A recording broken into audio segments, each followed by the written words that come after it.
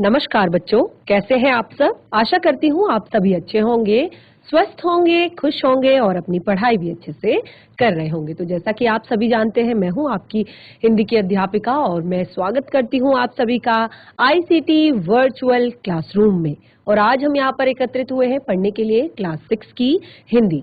Class 6 की हिंदी में हम अपने पिछले कुछ सेशन से पढ़ रहे हैं बाल राम कथा, यानी कि पूरी जो रामायण है वो एक तरह से चैप्टर वाइज आपको यहाँ पर दी गई है। आपको एक एक चैप्टर में हर बार कुछ नई नई बातें राम जी के बारे में, उनके परिवार के बारे में और पूरी एक रामायण की कथा में जो भी बात बताई गई है वो आपको यहाँ पर जानने को मिलेगी। तो पहला चैप्टर हमने कंप्लीट कर लिया था और दूसरा चैप्टर अवधपुरी में राम हमारा चल रहा था। तो अवधपुरी में राम जो चैप्टर है, इसमें हमने शुरुआत से ये देखा कि जब रामचंद्र जी गुरु वशिष्ठ के साथ जब वन को चले गए थे और वहां पर उन्होंने बहुत सारे राक्षसों का वध किया और उसके बाद विश्वामित्र के साथ वो जंगल में गए थे और फिर उसके बाद विश्वामित्र के साथ वो जनकपुर में गए। जनकपुर में वहां पर उनको लेकर जाया गया क्योंकि वहां पर एक बहुत बड़ा स्वयंवर आयोजित किया गया था और जिसमें एक शर्त थी कि जो भी वहां पर रखे शिव धनुष पर प्रत्यंशा चढ़ाएगा उसी से सीता का, राजकुमारी सीता का विवाह किया जाएगा।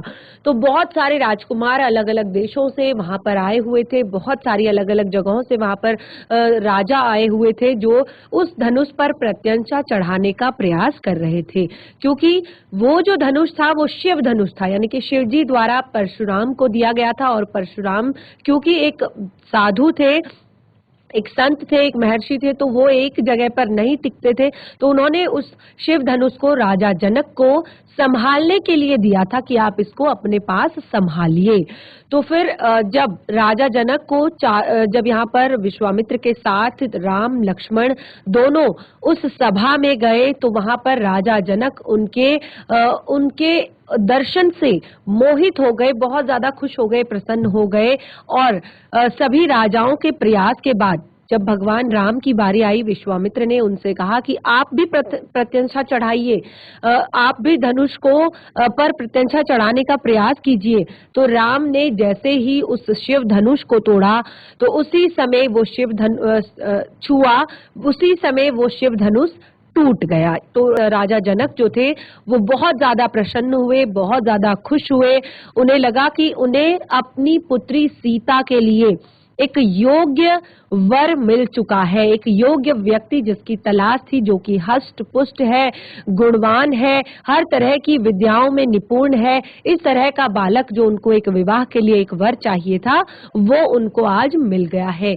तो किस तरह का वातावरण था जनकपुरी में, किस तरह का वातावरण है अयोध्या नगरी में, ये सब कुछ पढ़ेंगे आज हम इस चैप्टर में। और आगे हम दो वचन, यानी कि जिन वचनों के बारे में मैंने आपको चैप्टर की शुरुआत में, यानी कि पाठ की शुरुआत में बताया था कि किस कारण जो है भगवान राम को वनवास पर जाना पड़ा, तो वो आज रीजन आपको यहाँ पर पता चलने वाला है। तो हम चलते हैं स्मार्ट बोर्ड की तरफ, कंटिन्यू करते हैं अपने चैप्टर को।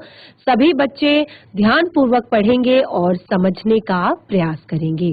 तो इस तरह से आपने जब देखा कि राम ने शिव धनुष को तोड़ दिया है और ये बात पूरी सब जगह बिल्कुल एक बहुत आग की तरह, वनाग्नि की तरह फैल गई है और सब लोग बहुत ज्यादा खुश हैं, बहुत ज्यादा प्रसन्न हैं। और अब माता सीता और भगवान श्री राम के विवाह की तैयारियां होने लगी हैं, क्योंकि ये एक स्वयंवर जिसकी एक शर्त थी कि जो भी व्यक्ति इस शिव धनुष पर प्रत्यंशा चढ़ाएगा, जो भी व्यक्ति इस शिव धनुष को पर प्रत्यंशा चढ़ाएगा, उसको उठाएगा, उसी से माता सीता का, राजकुमारी सीता का विवाह होगा।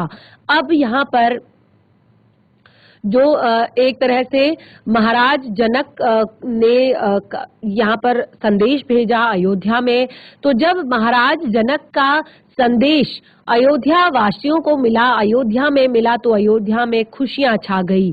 आनंद फानन में बारात तैयार हुई और फटाफट बारात तैयार की गई और बारात को मिथिला पहुंचने में 5 दिन लग गए। अब वहां से बारात तैयार हुई और बारात को मिथिला में पहुंचने में 5 दिन लग गए। देखिए, वो राजा है और वहां पर कोई भी ऐसी कमी नहीं है, जैसे कि हमने अपने फर्स्ट चैप्टर में ही आपको बताया है कि किस तरह की है अयोध्या नगरी, किस तरह की वहां की भव्यता है।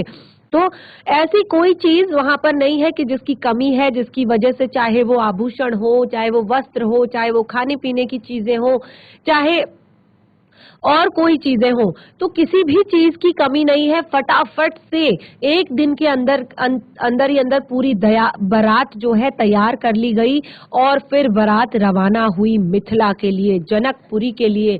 और बारात को मिथिला पहुंचने में 5 दिन लग गए। अब पूरी जनकपुरी जो है जगमगा रही थी, किस लिए? भगवान राम के स्वागत के लिए। पर तो हर मार्ग पर तोरण द्वार लगे हुए थे, हर जगह फूलों की चादर बिछी हुई थी, एक एक कोना पूरी जनकपुरी का सुशोभित था और हर घर में प्रवेश द्वार पर वंदरवार लिखा हुआ था। और जो है एक एक घर से मंगल गीत गाए जा रहे थे। मुख्य मार्ग पर दर्शकों की अपार भीड़ थी, क्योंकि ये भगवान राम की बारात आ रही थी। तो भगवान राम की बारात के स्वागत के लिए दर्शकों की अपार भीड़ वहां पर खड़ी थी और खिड़कियां और छज्जों से महिलाएं झांक रही थी। एक नजर भर राम को देख ले और राम सीता की जोड़ी हमें दिख जाए। विवाह से ठीक पहले विदेहराज ने कहा,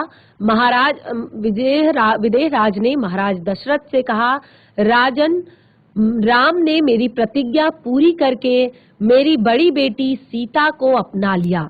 मेरी इच्छा है कि छोटी पुत्री उर्मिला का विवाह लक्ष्मण से हो जाए और मेरे छोटे भाई कुशध्वज की भी 2 पुत्रियां हैं, मांडवी और श्रुतिकीर्ति। तो कृपया कर उन्हें भरत और शत्रुघ्न के लिए स्वीकार करें। तो अब राजा दशरथ को राजा जनक ने कहा कि मेरा जो एक मैंने प्रतिज्ञा रखी थी, जिस पर मुझे एक तरह से पछतावा सा होने लगा था कि शायद मैंने गलत प्रतिज्ञा कर ली, क्योंकि ये एक असंभव सी बात थी कि परशुराम के धनुष को, भगवान शिव के धनुष को कोई उठा पाएगा। लेकिन राम ने वो प्रतिज्ञा पूरी करके मेरी बेटी सीता को अपना लिया है। मेरी बेटी सीता के साथ उनका स्वयंवर तय हो चुका है और अब मैं चाहता हूं कि मेरी जो छोटी पुत्री है उर्मिला, उसका विवाह भी लक्ष्मण से हो जाए और साथ ही मेरा जो छोटा भाई है, राजा जनक का जो छोटा भाई है कुशध्वज, वो कहते हैं उनकी भी 2 पुत्रियां हैं, मांडवी और श्रुतिकीर्ति। तो वो कहते हैं कृपा करके भरत और शत्रुघ्न के लिए आप उन्हें स्वीकार करें। तो राजा दशरथ ने यह प्रस्ताव जो है तत्काल ही स्वीकार कर दिया, बिल्कुल भी देर नहीं की उन्होंने इस प्रस्ताव को स्वीकार करने में। अब विवाह के बाद बारात कुछ दिन जनकपुरी में रुकी। अब विवाह संपूर्ण हो चुका था और विवाह के बाद बारात कुछ दिनों तक जनकपुरी में रुकी। बाराती बहुओं को लेकर अयोध्या लौटे तो रानियों ने पुत्र वधुओं की आरती उतारी, स्त्रियों ने फूल बरसाए, शंख ध्वनियों से गलियां गूंज उठी। आनंदो उत्सव लगातार कई दिनों तक चलता रहा। तो एक तरह से बहुत ही बड़े उत्सव की बात थी, क्योंकि राजा जनक जो थे, जिनको बड़ी मुश्किल से ये 4 पुत्र रत्न प्राप्त हुए थे और आज वो चारों पुत्र बहुत ही ज्यादा सुयोग्य, बहुत ही ज्यादा कुशाग्र, बहुत ही ज्यादा एक बहुत ही अच्छे बालक के रूप में, एक अच्छे व्यक्ति के रूप में आज वो बन गए थे। तो उनका विवाह भी हो चुका था। तो ये बहुत ही बड़ी बात थी अयोध्या नगरी के लिए। तो कई दिनों तक वहां पर इस तरह का एक वसंतो उत्सव जो है, आनंदो उत्सव जो है, वो चलता रहा। तो इस तरह से ये वाला जो हमारा चैप्टर है वो कंप्लीट हो गया है। नेक्स्ट जो हमारा चैप्टर है वो है 2 वचन।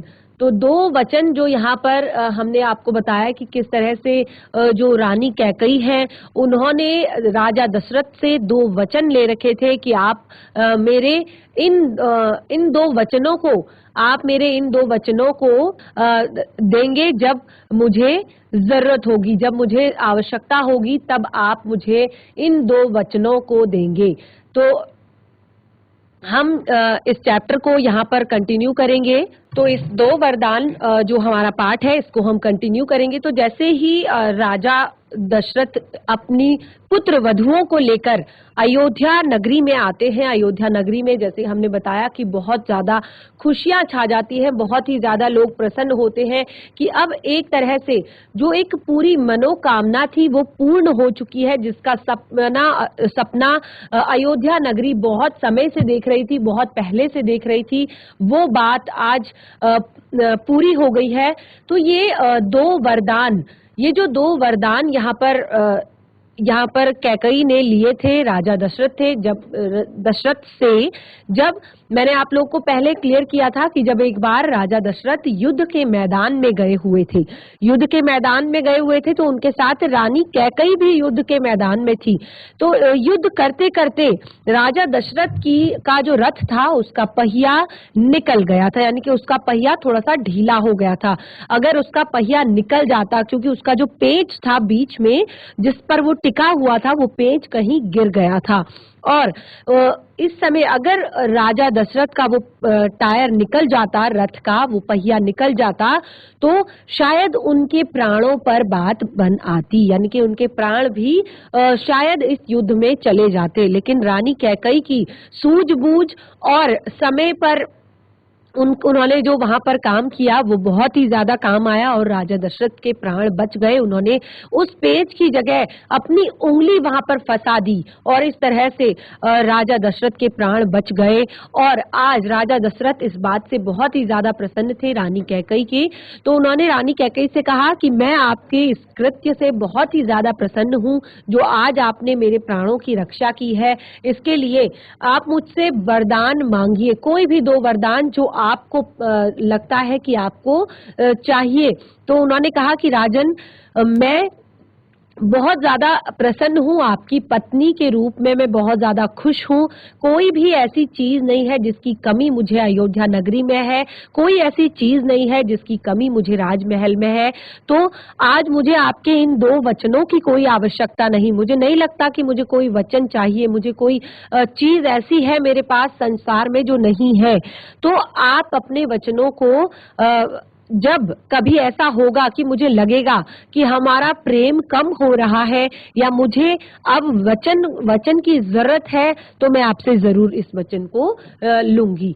तो यहाँ पर अब जबकि राम का विवाह भी हो चुका था, राजा दशरथ के मन में अब केवल और केवल एक ही इच्छा बची हुई थी। वो इच्छा थी राम का राज्याभिषेक, यानी कि वो अब इस राजपाट के काज से मुक्त होना चाहते थे। वो राम को का राज्याभिषेक करके राम को इस राजपाट को सौंपना चाहते थे। तो उन्हें युवराज का पद देना चाहते थे।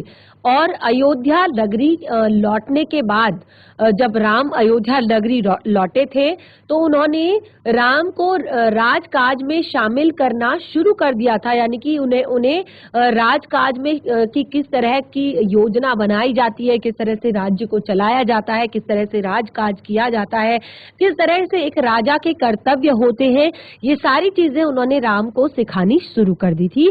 और राम ये सारी जिम्मेदारियां अच्छी तरह से निभा भी रहे थे। उन्होंने राम को एक तरह से ट्रेनिंग देना शुरू कर दिया था और राम उन सारी चीजों पर खरे उतर रहे थे। उनकी विनम्रता और विद्वता और पराक्रम का लोहा सभी मानते थे, यानी कि पूरा जो अयोध्या नगरी थी वो उनकी विनम्रता, रामचंद्र जी की विनम्रता और उनकी विद्वता और उनके पराक्रम का लोहा मानते थे। प्रजा उनको चाहती थी, राम को प्रेम करती थी, प्रजा राम को प्रेम करती थी। राजा दशरथ के लिए तो वह प्राणों से प्यारे थे ही, यानी कि लेकिन प्रजा भी राम को बहुत ज्यादा प्रेम करती थी, बहुत अधिक प्रेम करती थी। और इस तरह से राम का जो एक सम्मान था, राम का के लिए जो लोगों का प्यार था, अब वो दिन पर दिन बढ़ता जा रहा था, निरंतर बढ़ता जा रहा था। लोग जो है वो राम को अपने भावी राजा के रूप में देखना चाह रहे थे। वो चाहते थे कि राम हमारे राजा बने। और अब राजा दशरथ भी वृद्ध हो चुके थे, क्योंकि एक तो राजा दशरथ को ये बहुत ही लेट में सारे पुत्र हुए थे, बहुत लेट उनके ये पुत्र हुए थे। तो राजा दशरथ जो है वृद्ध हो चुके थे। और एक दिन उन्होंने गुरु वशिष्ठ से विचार विमर्श किया और उन्होंने दरबार में कहा कि मैंने लंबे समय तक राजकाज चलाया है, जैसा बन पड़ा अब मेरा अंग स्थिर हो गया है, यानी कि अब मेरे जो अंग है वो स्थिर हो गए हैं, मैं वृद्ध हो चला हूँ, यानी कि मैं अब मेरा जो शरीर है और मेरा जो मन है, मेरा जो दिमाग है, वो इतना अब मजबूत नहीं है कि वो इतने बड़े राजकाज को संभाल पाए, इतनी सारी जिम्मेदारियां संभाल पाए, इतनी सारी बातों का बोझ जो है अपने ऊपर ले।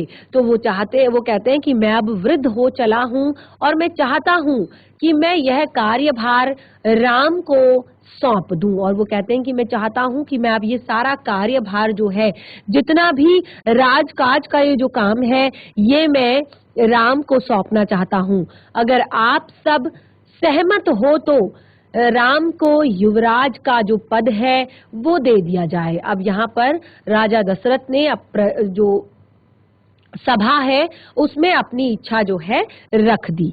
अब तो यहाँ पर राम के राज्याभिषेक की तैयारियां जो है शुरू होने लग गई है। अब यहाँ पर पूरी तरह से विचार रख दिया गया है राम का राज्याभिषेक का। बस पूछा जा रहा है कि किसी के विचार इस बात से भिन्न तो नहीं है, यानी कि कोई व्यक्ति कुछ और तो नहीं चाहता है। तो ये आपकी जो फर्स्ट बुक है वो लगभग कंप्लीट हो चुकी है। हम सब कुछ अपना वसंत जो हमारी पाठ्य पुस्तिका भाग 1 है वो कंप्लीट हो चुकी है। अभी हम अपनी दूसरी बुक पढ़ रहे हैं जिसका नाम है बाल राम कथा। और राम कथा आपने टीवी सीरियल्स में और रामचरितमानस जो आपकी बुक होती है उसमें हर जगह आपने अपने परिवार में अपने बड़ों से, अपने परिवार के लोगों से सुनी है, लेकिन आज आप स्पष्ट रूप से अपनी पाठ्य पुस्तिका के रूप में इसको पढ़ रहे हैं। बहुत ही ज्यादा ज्ञानवर्धक, बहुत ही ज्यादा इंटरेस्टिंग आपकी ये बुक है। आपको बहुत ज्यादा नॉलेज ये देती है, बहुत नई नई चीजें आप इसमें सीखते हैं। तो ध्यान पूर्वक समझने का प्रयास करेंगे और ध्यान पूर्वक सुनेंगे। देखिए, हमने कहा कि जब राजा दशरथ ने इस बात को प्रजा के सामने रखा, इस बात को सभा के सामने रखा कि मैं राम को युवराज बनाना चाहता हूं, मैं राम को अयोध्या का राजपाट सौंपना चाहता हूं। और अब सभा में तुमुल ध्वनि से राजा के प्रस्ताव का स्वागत किया गया, यानी कि जब इस तरह का प्रस्ताव राजा ने रखा तो सभी ने तालियों के साथ, तालियों की गड़गड़ाहट के साथ राजा के इस प्रस्ताव का स्वागत किया। सब चाहते थे कि राम हमारे राजा बने, राम आने वाले इस राज्य के राजा के रूप में, युवराज के रूप में उभरे। तो अब चारों तरफ जय जयकार होने लगी, राम की जय जयकार चारों तरफ होने लगी। और दशरथ थोड़ी देर तक सुनते रहे संतोष के साथ, और उन्होंने कहा, शुभ काम में देरी नहीं होनी चाहिए। मेरी इच्छा है कि राम का राज्याभिषेक कल सुबह ही कर दिया जाए। और यह समाचार पलक झपकते ही पूरे नगर में फैल गया। हर जगह बस यही चर्चा थी और राज्याभिषेक की तैयारियां शुरू हो गई। भरत और शत्रुघ्न उस समय अयोध्या में नहीं थे, वह अपने नाना कैकय राज के यहाँ गए हुए थे। जब भरत जब भी अयोध्या लौटने की बात करते तो उनके नाना उन्हें रोक लेते। भरत को अयोध्या की घटनाओं की सूचना नहीं थी, क्योंकि उस समय क्या होता था, उस समय कोई भी संदेश जो भेजा जाता था वो एक दूत के रूप में भेजा जाता था, एक संदेश वाहक के रूप में भेजा जाता था, और या तो घोड़ों से या रथों से वो संदेश भेजा जाता था। तो बहुत दूरी पर ये अलग अलग राज्य होते थे, तो 2 से 3 दिन लगभग एक संदेश को पहुंचने में, या ज्यादा दूरी पर है तो 4 से 5 दिन एक संदेश को पहुंचने में लग जाते थे। तो भरत को अभी तक, क्योंकि ये आज ही डिसाइड हुआ था, आज ही ये निर्णय लिया गया था कि राम का राज्याभिषेक किया जाएगा, तो भरत को ये संदेश अभी नहीं मिल पाया था, क्योंकि ये कल की ही बात थी कि डायरेक्ट कल ही हम ये राज्याभिषेक कर देंगे। तो अपने पिता के निर्णय के संबंध में उन्हें कुछ भी नहीं पता था, और यह जानकारी भी नहीं थी कि अगले दिन राम का राज्याभिषेक होने वाला है। कैकई से एक दिन में भरत और शत्रुघ्न का आना संभव भी नहीं था, क्योंकि जैसे मैंने बताया कि 2 से 3 दिन का ये रास्ता हुआ करता था, तो ऐसा भी नहीं है कि वो एक दिन में पहुंच जाते। अब राजा दशरथ ने राम से इस संबंध में चर्चा की। अब राजा दशरथ ने, क्योंकि राजा दशरथ को अपनी चिंता थी कि मैं बहुत ज्यादा वयोवृद्ध हो चुका हूं, और मैं जल्दी से जल्दी, क्योंकि राम उनको एक सुयोग्य राजा के रूप में एक लग रहे थे, जिसे प्रजा प्रेम भी करती थी, जिसका प्रजा सम्मान भी करती थी, और जिसको प्रजा चाहती भी थी। तो जब राजा दशरथ ने इस बारे में राम से चर्चा की, तो उन्होंने कहा कि भरत यहाँ पर नहीं है, और मैं चाहता हूँ कि राज्याभिषेक का जो कार्यक्रम है ये न रोका जाए। उन्होंने राम से कहा कि उन्होंने राम से कहा कि जनता ने अपना राजा चुना है, तुम राजधर्म का पालन करना, कुल की मर्यादा की रक्षा करना अब तुम्हारे हाथ में है। तो रामचंद्र जी चाहते थे कि भरत यहाँ नहीं है, पर मैं चाहता हूँ राज्य की जो ये कार्यक्रम है ये नहीं रोका जाए, क्योंकि एक बार जब प्रजा में, वो एक राजा है, आपने देखा होगा रामचंद्र जी ने, जब आपने सीरियल्स में, टीवी सीरियल्स में, या आपने रामायण की कथा जब पढ़ी होगी, सुनी होगी, तो भगवान राम ने अपने जीवन में बहुत बड़े बड़े इस तरह के डिसीजन लिए, इस तरह के निर्णय लिए, जिनसे उन्होंने लोगों का विद्रोह भी उन्हें सहना पड़ा, और लोगों का बहुत ज्यादा अलग अलग तरीके से रिएक्शन भी उन्हें देखने को मिला, यानी कि प्रतिक्रिया भी लोगों की उन्हें देखने को मिली। तो अब यहाँ पर भी भगवान कहते हैं, राम कहते हैं कि मुझे पता है कि मेरा भाई यहाँ पर नहीं है, लेकिन मैं चाहता हूँ कि ये कार्यक्रम अब ना रोका जाए, क्योंकि प्रजा में इस बात की घोषणा कर दी गई है, इस बात को बता दिया गया है, और अगर इस तरह से कार्यक्रम को स्थगित किया जाएगा तो ये प्रजा को बिल्कुल भी पसंद नहीं आएगा। और अब राजा दशरथ ने भी यही कहा कि जनता ने तुम्हें अपना राजा चुन लिया है, और अब से तुम्हें ही राजधर्म का पालन करना है, कुल की मर्यादा की रक्षा करना अब तुम्हारे हाथों में है। अब राज्याभिषेक की तैयारियां होने लगी। रानी कैकई की दासी ने भी देखी। मंथरा ने शुरू में उसे चहल पहल का कारण समझ नहीं आया, यानी कि जो दासी थी कैकई की, मंथरा, वो क्या थी, वो थोड़ा सा अलग मिजाज की थी। उसने सबसे पहले देखा कि ये राजमहल में किस तरह की चहल पहल हो रही है, क्या कुछ होने वाला है यहाँ पर। तो उसे ये चहल पहल का कारण पहले समझ में नहीं आया, और उसने इसे कोई अन्य अनुष्ठान समझा।